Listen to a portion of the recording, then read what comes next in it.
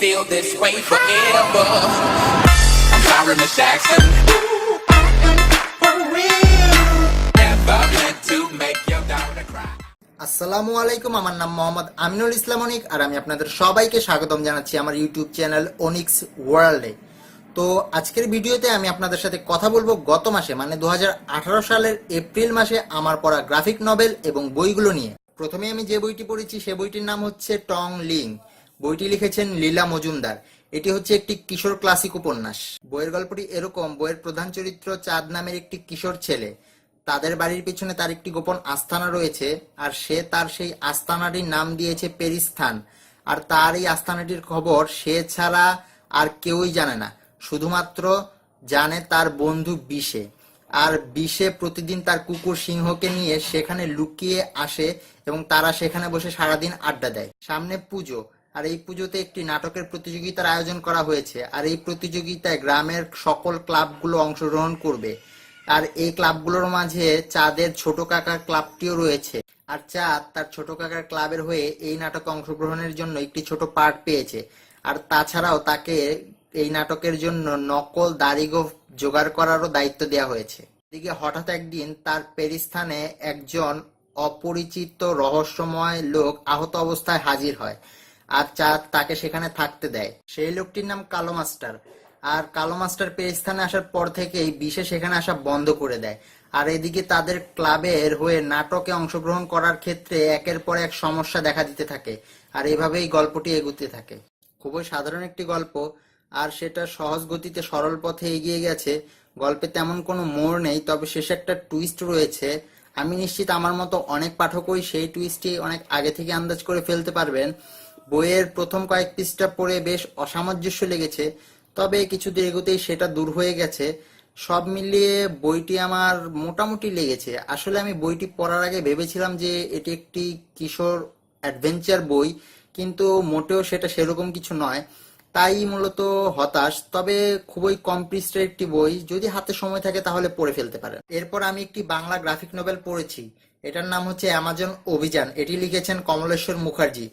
এটি মূলত বিভূতিভূষণ বন্দ্যোপাধ্যায়ের বিখ্যাত কিশোর ক্লাসিক অ্যাডভেঞ্চার উপন্যাস চাঁদের পাহাড়ের প্রধান চরিত্র শঙ্করকে নিয়ে লেখা হয়েছে। গ্রাফিক নোভেলটির গল্পটা এরকম যে শঙ্কর কাল্পনিক সোনার শহর এলডোরাডোর খোঁজে অ্যামাজনে পাড়ি জমায়।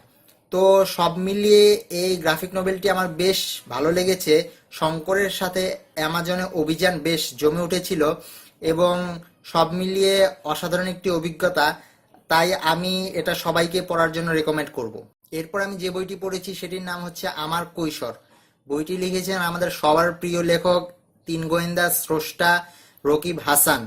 এটি মূলত রকিব হাসানের একটি আত্মজীবনীমূলক বই। তার কৈশোরকালের বেশ কিছু উল্লেখযোগ্য ঘটনা নিয়ে এই বইটি সাজানো হয়েছে। রকিব হাসান আমার প্রিয় লেখকদের একজন, আর তাছাড়া লেখকদের জীবনী পড়তে বা তাদের জীবনের কোনো ঘটনা জানতে আমার বেশ ভালো লাগে। আর এই বইটি পড়ে আমি বেশ মজা পেয়েছি, বেশ ভালো লেগেছে। প্রিয় লেখকের জীবনী সম্পর্কে অনেক কিছু জানতে পেরেছি আর খুবই উপভোগ করেছি। আর আমি এই বইটিও সবাইকে পড়ার জন্য রেকমেন্ড করব। এরপর আমি যে বইটি পড়েছি সে বইটির নাম হচ্ছে প্যারাডক্সিক্যাল সাজিদ। বইটি লিখেছেন আরিফ আজাদ। এই বইটির মাধ্যমে লেখক মূলত সাজিদ নামে একটি কাল্পনিক চরিত্রকে ব্যবহার করে ইসলাম বিরুদ্ধ নাস্তিকদের যত প্রকার যুক্তি তর্ক ছিল সবগুলোর যুক্তিযুক্ত জবাব দিয়েছেন এবং তার যুক্তিগুলো আমার খুবই ভালো লেগেছে। তার যুক্তিগুলোর সাথে আমি একমত এবং এই বইটি আমার অনেক ভালো লেগেছে, অনেক উপভোগ করেছি এবং এই বইটি সবার পড়া প্রয়োজন।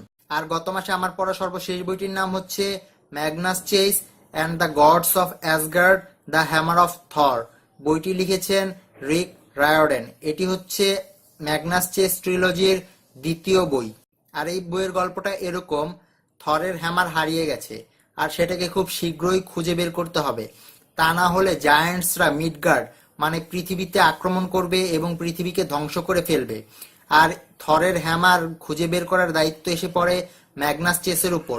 আর ম্যাগনাস চেস তার সঙ্গীদের নিয়ে একটি দুর্দান্ত অ্যাডভেঞ্চারে বেরিয়ে পড়ে থরের হ্যামার খুঁজে বের করার জন্য। এই মিডল গ্রেড মিথোলজিক্যাল ফ্যান্টাসি বইটি আমার বেশ ভালো লেগেছে। যদিও এই ট্রিলজির প্রথম বই Magnus Chase and the sword of summer এর তুলনায় এই বইটি একটু দুর্বল এবং একটু কম ভালো লেগেছে, তবুও বইটি আমি যথেষ্ট উপভোগ করেছি। যথেষ্ট এনজয়েবল একটি বই, দুর্দান্ত অ্যাডভেঞ্চারে ভরপুর অসাধারণ একটি বই এবং খুবই সহজ সাবলীল ইংলিশে বইটি লেখা।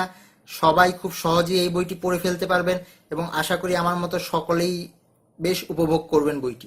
আজকের মতো ভিডিওটি এখানেই শেষ করছি। ভিডিওটি ভালো লাগলে লাইক বাটনে ক্লিক করবেন, কমেন্টে আপনাদের মূল্যবান মতামত জানাবেন এবং সবার সাথে শেয়ার করবেন। আর এরকম ভিডিও প্রতি সপ্তাহে পেতে চাইলে আমার চ্যানেলটি এখনই সাবস্ক্রাইব করুন। আর আমি ভিডিও আপলোড করার সাথে সাথেই যদি সেটার নোটিফিকেশন পেতে চান তাহলে সাবস্ক্রাইব বাটনের পাশের ছোট্ট বেল আইকনে ক্লিক করুন। তাহলে আজকের মতো এখানেই বিদায় নিচ্ছি। আশা করি পরবর্তী ভিডিওর মাধ্যমে আপনাদের সাথে আবার দেখা হবে। সেই পর্যন্ত ভালো থাকবেন, সুস্থ থাকবেন, সুন্দর থাকবেন। আল্লাহ হাফেজ।